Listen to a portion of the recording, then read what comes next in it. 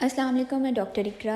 आज जिस टॉपिक के बारे में मैं डिस्कशन करूँगी वो भी सर्दियों का एक बहुत ज़्यादा अहम टॉपिक है जो कि बेस करता है हमारी न्यूरोलॉजिकल हेल्थ पे।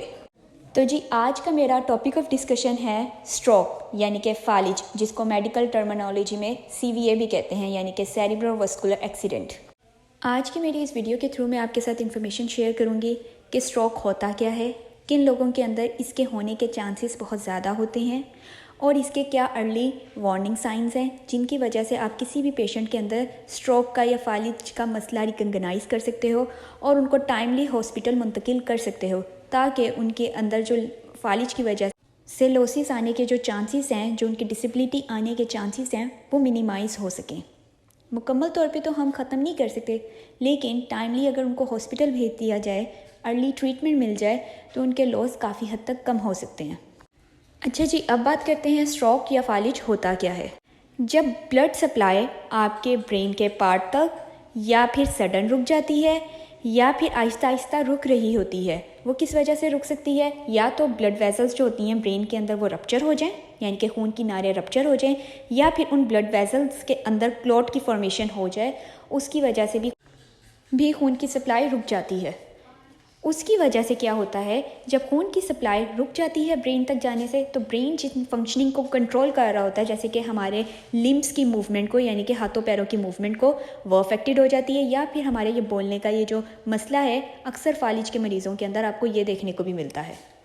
अब अगली बात करते हैं कि फालिज का मसला, स्ट्रोक का मसला अक्सर किन पेशेंट्स में पाया जाता है। ये ज़्यादातर हमें मेल्स में देखने को मिलता है as compare to females. Males के अंदर फालिज का मसला बहुत ज़्यादा होता है। क्यों? मेल्स जो होते हैं वो ज़्यादातर अल्कोहल का इंटेक करते हैं, ज़्यादातर स्मोकिंग करते हैं, और इसके अलावा कुछ हार्मोनल प्रोफाइल जो होती है फीमेल्स और मेल्स का अलग होने की वजह से मेल्स के अंदर ज़्यादा चांसेस होते हैं कि उनको फालिज हो सकता है। इसके अलावा फालिज का मसला विंटर सीजन्स यानी कि सर्दियों के मौसम के अंदर ज़्यादा होने का चांस होता है। ऐसा क्यों होता है? ऐसा इस वजह से होता है क्योंकि सर्दियों के सीज़न के अंदर हमारी जो ब्लड वेसल्स होती हैं वो कंस्ट्रिक्ट हो जाती हैं और उसकी वजह से वो श्रिंक हो जाती हैं, पतली हो जाती हैं खून की नारें। जब खून की नारें पतली हो जाती हैं, श्रिंक हो जाती हैं, तो उधर जब खून गर्दिश करता है ऐसी नारों के अंदर से, तो वो प्रेशर से गर्दिश करता है, जिसकी वजह से आपका ब्लड प्रेशर हाई हो जाता है और वेसल रप्चर होने के या क्लॉट के फॉर्मेशन होने के चांसेस भी इंक्रीज़ हो जाते हैं, जिसकी वजह से अल्टीमेटली स्ट्रोक होने यानी कि फालिज होने के चांसेस भी इंक्रीज़ कर जाते हैं। तीसरी बात, जिनका हाई ब्लड प्रेशर रहता है उनके अंदर भी फालिज होने के चांसेस बहुत ज़्यादा होते हैं, जिनका ब्लड प्रेशर कंट्रोल में नहीं रहता, हाई रहता है। या फिर डायबिटिक पेशेंट यानी कि जिनको शुगर का मसला है, ऐसे पेशेंट्स के अंदर भी स्ट्रोक होने के चांसेस ज़्यादा होते हैं। या फिर ऐसे पेशेंट्स जिनको हाइपरलिपिडमिया है, यानी कि उनके कोलेस्ट्रॉल और ट्राइग्लिसराइड्स का जो लेवल है वो बहुत ज़्यादा है ब्लड के अंदर, उनके अंदर भी स्ट्रोक होने के चांसेस बहुत ज़्यादा होते हैं अगर वो कंट्रोल ना करें तो। अब बात करते हैं फालिज होने की या स्ट्रोक होने की क्या क्या अलामतें होती हैं जो हमें किसी भी पेशेंट में देखने को मिलती हैं। पेशेंट आपको कंप्लेन करता है सिवियर हेडेक का, बहुत ज़्यादा सर दर्द है, या फिर वो आपको कहता है कि मेरे से कपड़े नहीं सही तरह पहने जा रहे, काम नहीं सही तरीके से हो रहे, अचानक से मेरा बैलेंस आउट होता जा रहा है, मैं गिर जाता हूँ। या फिर वो ये कंप्लेन करेगा कि मुझे इस तरीके से फील हो रहा है जैसे मेरा बाजू या तो सुन हो रहा है या फिर मेरा बाजू जो है वो वीक हो रहा है, ऐसा लग रहा है जैसे मसल बाजू के वीक हो रहे हैं, या फिर टांग के मसल्स वीक हो रहे हैं। उसको इस तरीके से लग रहा है जैसे वो बार बार गिर जाएगा, या वो बेड पे लेटा है तो उसको इस तरीके से फील हो रहा है जैसे वो बेड से नीचे गिर जाएगा, क्योंकि एक साइड उसकी बिल्कुल वीक हो रही है। या फिर पेशेंट आपसे कन्फ्यूजन की कंप्लेन करेगा कि मुझे इस तरीके से फील हो रहा है जैसे मैं बहुत ज़्यादा घबरा रहा हूँ, मुझे घबराहट हो रही है, या फिर मुझे सिवियर हेडेक की वजह से मुझे बहुत ज़्यादा गुस्सा आ रहा है।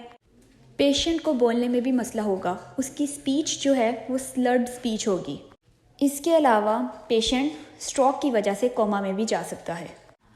अब बात करते हैं वो कौन से ऐसे वार्निंग साइंस हैं जिनको आप अर्ली रिकग्नाइज अगर कर लें तो अफेक्टेड पेशेंट के अंदर जिसको स्ट्रोक या फालिज का मसला दरपेश आने वाला है, तो उसको काफ़ी ज़्यादा फिज़िकल डिसेबिलिटी से बचा सकते हैं अगर टाइमली उसको हॉस्पिटल मुंतकिल कर दिया जाए। अब वो एक चीज़ उसके लिए आपने याद रखनी है, वो है चीज़ फास्ट, FAST, फास्ट। आपने ये चीज़ लाजमन याद रखनी है जिस भी पेशेंट के अंदर आपको ख़दशा है कि इसको स्ट्रोक का मसला आने वाला है, उसको इन बेसिस पे आपने देखना है। एफ का मतलब है फेस, पेशेंट का फेस देखना है। फेस किस तरीके से देखना है? आपने पेशेंट को कहना है स्माइल करके दिखाए। जब वो स्माइल करेगा, अगर उसका फेस का एंगल जो है वो ड्रॉप करेगा, यानी ड्रॉपी एंगल होगा, या फिर उसकी आई को आपने नोटिस करना है वो ड्रॉप करेगी, या पूरा एक साइड जो है फेस का वो ड्रॉप करेगा दूसरे साइड के मुकाबले में, तो आपने फ़ौरन रिकग्नाइज़ करना है कि इसको स्ट्रोक का मसला आने वाला है और फ़ौरन उसको हॉस्पिटल मुंतकिल करना है। अब एफ़ के बाद हमारे पास जो नेक्स्ट वर्ड आ जाता है वो है ए। ए से मुराद है आर्म्स, यानी कि पेशेंट के बाजुओं को देखना। पेशेंट को आपने कहना है कि अपने दोनों बाजुओं को ऊपर लेकर जाए। अब आपने देखना है, अगर पेशेंट को अपने बाजुओं को ऊपर ले जाते हुए मसला हो रहा होगा या एक बाजू ड्रॉप हो रहा होगा, तो आपने फ़ौरन रिकग्नाइज़ कर लेना है कि इसको स्ट्रोक का मसला दरपेश आने वाला है और उसको फ़ौरन हॉस्पिटल मुंतकिल करना है। अब ए के बाद नेक्स्ट वर्ड हमारे पास आ जाता है एस। एस फॉर स्पीच, यानी कि उसके बोलने के मसले को देखना है। अब वो किस तरीके से देखना है? आपने कुछ वर्ड्स बोलने हैं और पेशेंट को कहना है कि रिपीटेडली इसको बोले, दोहराए, इन लफ्ज़ों को दोहराए। आप देखें कि पेशेंट आपकी बात किस हद तक समझ पा रहा है और उसको आगे किस तरीके से दोहरा रहा है उन्हीं लफ्ज़ों को। आपने ये देखना है, अगर उसकी स्पीच जो होगी वो लफ्ज़ों को सही तरीके से अदा नहीं कर पा रहा होगा, उसकी स्पीच जो होगी स्लर्ड होगी, उसको बोलने में मसला हो रहा होगा, तो फ़ौरन हॉस्पिटल उसको मुंतकिल कराने की ज़रूरत है। अब लास्ट वर्ड हमारे पास आ जाता है T. T for time. Timing इस सारे सिनेरियो में बहुत ज़्यादा इम्पॉर्टेंट है। अगर आप उसको टाइमली हॉस्पिटल जो है उसको भेज देते हैं, मुंतकिल करवा देते हैं, तो उसकी वजह से हम पेशेंट के जो लॉस हैं, जो उसको आगे लॉस का सामना करना पड़ेगा, उसको काफ़ी हद तक मिनिमाइज़ कर सकते हैं, उसकी फ़िज़िकल डिसेबिलिटीज़ को काफ़ी हद तक कम कर सकते हैं। जब आप हॉस्पिटल उनको मुंतकिल कर देंगे तो आगे डॉक्टर जो हैं वो मेडिकल ट्रीटमेंट प्रोवाइड करेंगे अफेक्टेड पेशेंट को। या तो वो क्लॉट अगर फॉर्म हो गया है उसको रिमूव करने के लिए या तो मेडिसिन देंगे या फिर सर्जरी के थ्रू उसको रिमूव कर देंगे। मैं उम्मीद करती हूँ मेरी आज की ये वीडियो आपके लिए इन्फॉर्मेटिव होगी। मज़ीद इन्फॉर्मेशन हासिल करने के लिए मेरे चैनल को सब्सक्राइब करें। तब तक अपना ख्याल रखें। अल्लाह हाफिज़।